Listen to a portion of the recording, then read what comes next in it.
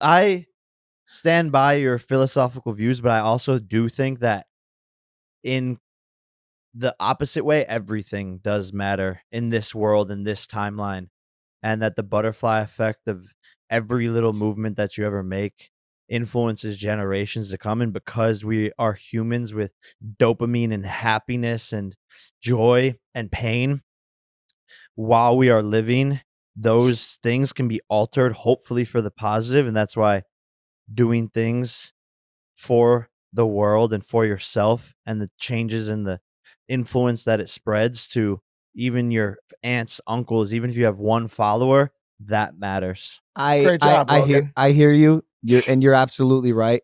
At this particular phase of my life, I'm living in like a super kind of existential macro way, and a lot of the moves I make and a lot of the chatter I hear, especially online, at the end of the day, that's my piece, I think. It wasn't until I did ayahuasca where my view on that whole entire thing changed. Sorry, what's that now? Talking about drugs. Ayahuasca. You did ayahuasca? It's a medicine. Oh, I know exactly what it is. But do you want to? It allowed me to see in a three-dimensional way the butterfly effect. And we all know what the butterfly effect is, and like obviously if you do one thing, how does it affect the rest of history and the universe? It's like a butterfly flaps his wings on one side of the earth, a storm is created on the other. So during ayahuasca, I got to see the butterfly effect of like my career and my influence over kids in boxing. And it painted this illusion of kids and millions of kids watching me through the TV and on their phones. And then the next day, them going out to get motivated into the gym and become boxers. And because I got to see that so vividly and feel it emotionally during this ayahuasca ceremony, my viewpoint on that exact thing changed. I just don't like the fact that if you're standing on the moon, hypothetically, and you hold your thumb up and you cover planet Earth, everything you ever knew, every experience you ever had, everything that ever mattered to in your life is pretty much no longer exists. It is. It's just behind your thumb. No, but that's a great statement. It goes back to like a lot of like theoretical, outlooks from the past. Like we are what we have. Everything that we know is relatable to only us, right? Yeah. So it's like if you remove that important fact of the matter, then yes, that would stand up. But like, I don't know what's happening in Galaxy 47-C, so I don't really give a fuck about it. I know what's happening in this room right now, and I know that if I do something, it has an impact on someone's life, right? So like I like that whole like we're a grain of sand. If you want to keep yourself in check when you start getting stressed out about bad things happening in your life, we live on a spinning rock in the middle of space. But at the end of the day, we are what we got. So like you have to consider the impact of the things you say and the things you do.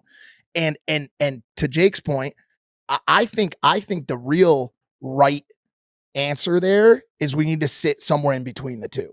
Not overthinking every single impact we have and not underthinking every single impact we have. You need to be somewhere in the middle.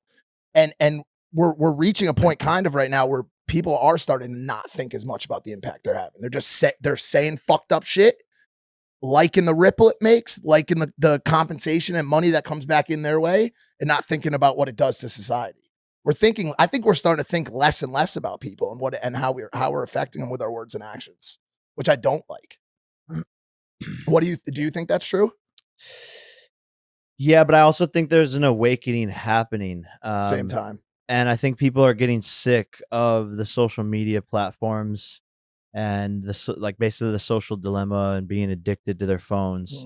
I think people are awakening to it. I think people are starting to realize, like my friends and I are starting to realize that this phone, as much as it's great, it could also start to harm you. And I think that's an important message to spread is like set screen times. Our friend, I won't say his name because it's pretty bad. We looked at his screen time, 15 hours. So bad. Fucking absurd. Is it Marcos? No. It's a useless, like he's not doing anything. It's mostly Instagram. Set screen times. I have screen time on my. What do you set it at?